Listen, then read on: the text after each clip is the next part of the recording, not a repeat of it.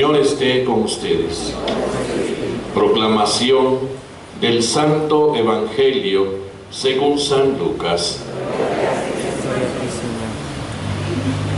Un sábado, Jesús fue a comer en casa de uno de los jefes de los fariseos, y estos estaban espiándolo.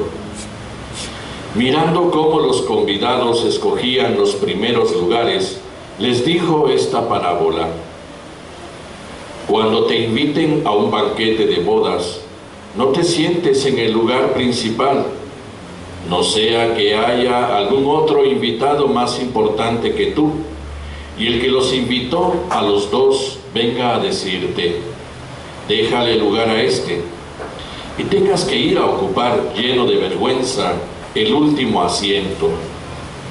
Por el contrario, cuando te inviten, ocupa el último lugar, para que cuando venga el que te invitó te diga: amigo, acércate a la cabecera. Entonces te verás honrado en presencia de todos los convidados. Porque el que se engrandece a sí mismo será humillado, y el que se humilla será engrandecido.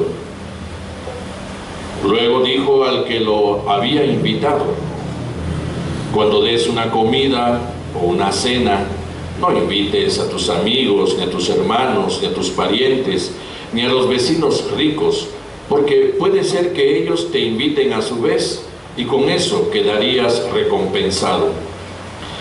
Al contrario, cuando des un banquete, invita a los pobres, a los lisiados, a los cojos y a los ciegos, y así serás dichoso, porque ellos no tienen con qué pagarte, pero ya se te pagará cuando resuciten los justos. Palabra del Señor. Siéntense, por favor. Acordémonos de la palabra clave de hace 8 días, ¿no? Y que tiene que resonar como un eco constante, por lo menos los próximos domingos, porque los próximos domingos, contando son precisamente la explicación de esa palabra, de esa exhortación de Jesús. Esfuércense, ¿no? Esa fue la palabra, esfuércense. Un imperativo que Jesús pone a un judío que, con toda razón, de acuerdo a su mentalidad, de acuerdo a su cultura, de acuerdo a su religión, pues está seguro que solo los hijos de la alianza, solo los hijos de Israel, son aquellos que se van a salvar. Como que a este pobre le quedaba un consuelo, ¿no? Después de ver la historia de su pueblo, un pueblo, decíamos, que constantemente estaba humillado, que constantemente estaba atacado por otros pueblos más grandes, objeto de deportaciones, de esclavitud por medio de otros pueblos, les quedaba ese consuelo, ¿no? Pero al final, los únicos que nos salvamos somos nosotros, los judíos, porque somos el pueblo escogido. Pero Jesús le cambia la perspectiva. No se trata de que ya aseguraste tu salvación solo porque perteneces al pueblo de Israel, y nos lo diría a nosotros de la misma forma. No se trata que ya aseguraste tu salvación porque eres cristiano, porque eres miembro de la iglesia. No, eso podría ser un buen principio, pero un principio para algo más y más importante todavía. Y por eso la respuesta de Jesús es: esfuérzate, esfuércense, ¿no? Porque hay un quehacer en nosotros, un quehacer que precisamente permite que esa identidad original, sea para los israelitas ser hijos de la alianza, o sea para nosotros ser cristianos, va a significar entonces un camino a recorrer, y un camino que nos va a exigir esfuerzo. Y por eso estos domingos, por medio del evangelista San Lucas, está la explicación de eso. ¿En qué me voy a esforzar? ¿En qué me voy a esforzar? ¿Cuál será el sentido de mi esfuerzo? ¿Tengo que rezar mejor? ¿Tengo que tener más devociones? ¿Tengo que actuar religiosamente de otra forma? No. El esfuércense está ligado más bien a una conducta, a un quehacer que nace de una imitación, la imitación a Jesús. Y por eso mismo entonces, en primer lugar, el esfuércense hoy cae en una exigencia, llamémosle así, una reingeniería del yo. ¿Por qué? Porque el yo es el primer enemigo nuestro. Mi yo es mi primer enemigo, ¿no? ¿En qué sentido? Pues en mis intenciones siempre mezquinas, desde las cuales, pues, tal vez movido y presionado por lo social, movido y presionado por las tendencias, yo voy a buscar ser una persona que no se deja, una persona que va a querer entonces siempre estar muy ocupada, muy atenta a un prestigio personal, a una posición personal, a un no quedar mal, ¿no? A un no precisamente ser inferiorizado por nadie ni por nada. Y por lo tanto entonces esa actitud, ese yo, viene transformado desde la misma conducta de Jesús. Porque podemos decir que la problemática de nuestro mundo precisamente está ligada en esa actitud, la arrogancia, la prepotencia, ¿no? Que a veces queremos tener como un signo de lo que somos y de la posición que queremos conservar, se convierte también en agresión muchas veces, se convierte en ofensa, se convierte en humillación hacia otros. Y por lo tanto, yo podría ser un principio de todo aquello que en realidad es esa violencia, esa criminalidad, esa corrupción que en lo social nos golpea a todos. Y entonces me pedirá un cambio. No por gusto está puesta la antífona del Evangelio de hoy. Tomen mi yugo sobre ustedes, dice el Señor, y aprendan de mí que soy manso y humilde de corazón. ¿A qué está ligado esto?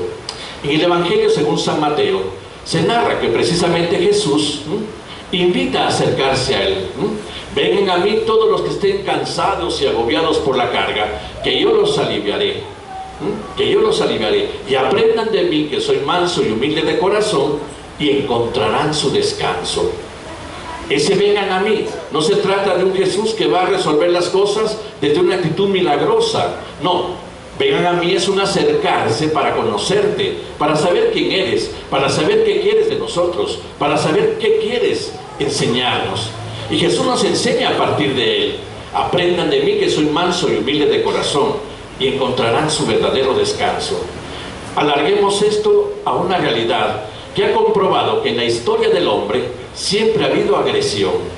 Podemos decir que nunca ha faltado, y es una constante en la historia del hombre, en la prepotencia, el autoritarismo, la agresión que siempre ha golpeado al hombre. El hombre es el primer enemigo del hombre, el hombre contra el hombre, Esa es la historia. Y por lo tanto, veamos los resultados, lo que hoy vivimos. Esto no es nuevo, esto sigue siendo la constante de la historia del hombre. Y por lo tanto, la maquinación de todos los efectos que en nosotros se va a convertir en desconfianza, en miedo, en defensa, ponernos a la defensiva, en ofensa, también no me voy a dejar, Es decir, en actitudes que al final lo único que son es gasolina al fuego, no paz, no paz. Por eso se recordarán hace 15 días, ¿no? No he venido a traer la paz sino la división, Porque la paz de ustedes es esa paz cobarde que nace precisamente de ese, no te metas conmigo para que no me meta con vos, decíamos, ¿no? Esa paz ligada precisamente a los límites de los caprichos de las pasiones humanas que tarde o temprano vienen rotos, vienen saltados y que generan entonces todo lo contrario. No, esa paz está ligada al defecto humano, no. La paz de Jesús está ligada al camino de perfección, un camino confirmado por Él el día de la resurrección. Por eso ese día decíamos, es el primer don de la Pascua. La confirmación de la paz es la erradicación del mal, y ese mal Cristo lo ha vencido en su muerte y en su resurrección, en el misterio pascual. Por lo tanto, entonces, esa paz se construye desde Jesús. Aprendan de mí, que soy manso y humilde de corazón. Ahí estará tu descanso, un descanso necesario, porque vivimos tan estresados, vivimos con tanto miedo, vivimos con tantas actitudes defensivas, que en realidad ya no tenemos vida, Es una vida, al final de cuentas, ligada a realidades externas que nos ponen siempre en una actitud de alerta, y una alerta que siempre cansa, que agobia, Y ese es el síntoma de nuestro tiempo. Por eso, si la historia del hombre ha sido una historia de prepotencia, ha sido una historia de agresiones, ha sido una historia de violencia del hombre contra el hombre, ha sido siempre esa exigencia de dominio del uno por el otro, desde ese yo que no puede abajarse, desde ese yo, que no puede ser más pequeño, porque más bien tiene que ser más grande, entonces Jesús nos propone un camino distinto. Nos propone un camino que desde el reino de los cielos está identificado en la misma conducta de Jesús. Lo tomamos de ejemplo, claro que sí, desde la carta a los Filipenses, que tantas veces nos ha servido aquí en nuestras meditaciones, ¿no? Cristo Jesús, que no tuvo en cuenta su categoría de Dios, sino que al contrario se rebajó para hacerse y pasar como servidor de todos, como uno de tantos, Es decir, aquel que tuvo la categoría de Dios se abaja, se hace uno de los nuestros. Desde ahí es precisamente como el reino de los cielos se especifica en todo un signo de contradicción respecto a aquello que ahora vivimos. Reino de los cielos es la invitación a una invitación que el mismo Dios nos propone desde Él mismo en el Hijo, que se hace hombre, que se abaja, dice, se anonadó, es el término que usa San Pablo, es decir, se hizo nada. Y por lo tanto, empieza con nosotros, desde nosotros. Dios no salva al hombre desde el cielo, desde sus nubes, evidenciando su grandeza. No, Dios salva al hombre desde la misma naturaleza del hombre, evidenciando la pequeñez que construye una verdadera grandeza desde una conducta, desde actitudes que son precisamente aquellas que contradicen lo que hoy estamos viviendo y que en el mundo viene a significar precisamente la verdadera posición del ser humano. Hace poco veía en la televisión un anuncio. Muchas veces la publicidad es una invitación a asumir tendencias. Un anuncio de jeans, ¿no? De jeans.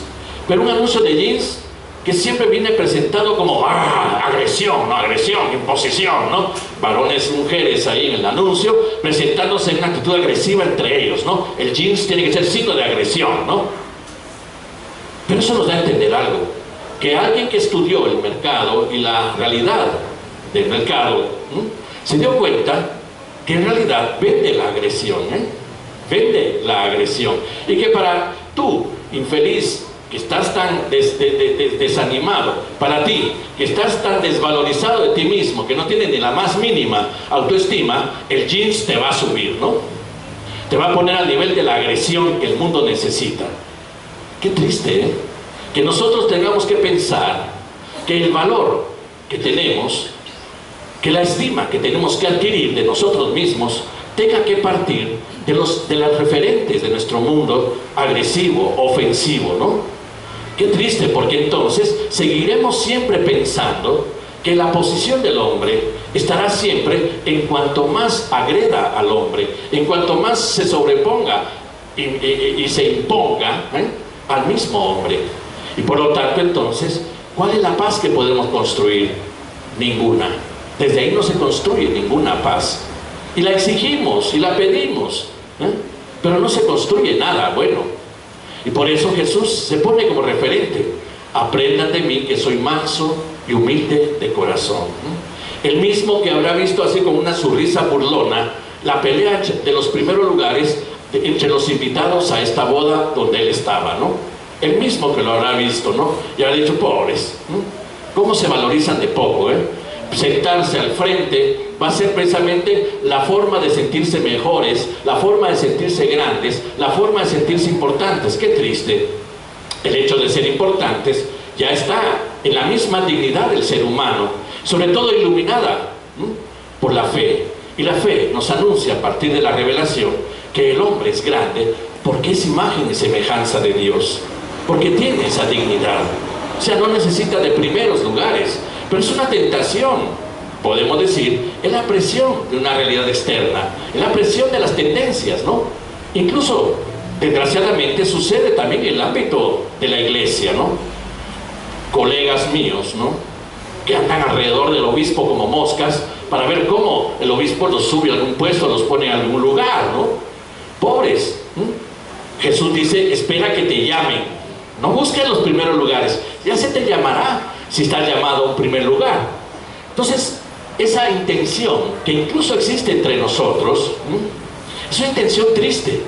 O sea, si Dios te quiere obispo, te va a poner de obispo, tranquilo, pero si te quiere sacerdote, ya te dio tu llamada, sé grande ahí. Y si te quiere en otro lugar, también te lo va a decir, sé grande ahí, ¿no? Así debería ser. Y eso también pasa en la comunidad laical, ¿no? Las coordinaciones, los puestos en los grupos, ¿no? Servidores, servidoras, ministros extraordinarios de algo, son vistos como premiaciones, no son premios, son servicios, y al final de cuentas no implican que la persona sea más o menos en una comunidad. Es un servicio que se te ha pedido discerniendo una intención divina en ti, pero eso no quiere decir que Dios nos discrimine. ¿Por qué? Porque el valor que tenemos en la comunidad cristiana está ligado a lo que ya somos, hijos de Dios, y mi trabajo, mi función en la comunidad cristiana como sacerdote, como presbítero, no es más grande que la de la señora que nos ayuda a hacer limpieza aquí 2 o 3 veces por semana. No es más grande, es exactamente la misma. En cuanto a que eso hace grande a esta señora y esto me hace grande a mí, pero no por encima de ella, ni por debajo de ella, ni a ella la voy a considerar por debajo de mí. Y esta es la dimensión del reino. Sean mansos y humildes y encontrarán descanso. Mansos y humildes, encontrar una perspectiva nueva. Por eso decía, es una reingeniería del yo, porque el yo es el primer enemigo nuestro en todo esto. Es el primer enemigo nuestro. Esa intención de no me dejo y no me dejo y no me dejo, a veces tendríamos que discernirla si vale la pena. Si no, es que de verdad está generando más problemas, está generando más violencia, está generando división. A veces lo cultural no nos ayuda y a veces sobreponemos lo cultural a la misma fe. La idea de que el marido es el jefe de la casa y el que manda no está en el contexto del matrimonio de acuerdo al Evangelio. Son dos que se han hecho uno, en la misma dignidad, en la misma grandeza, en las mismas intenciones y derechos a la felicidad. Y por lo tanto, al hacerse uno, construyen mutuamente y corresponsablemente la felicidad, porque es un mismo proyecto de vida. Aquí no hay quien mande y quien no mande, y sobre todo porque eso al final genera las actitudes defensivas de nuestro tiempo, ¿no? ¿Por qué tanta exigencia de que me reconozcan mis derechos, que me reconozcan mis derechos, que me reconozcan mis derechos?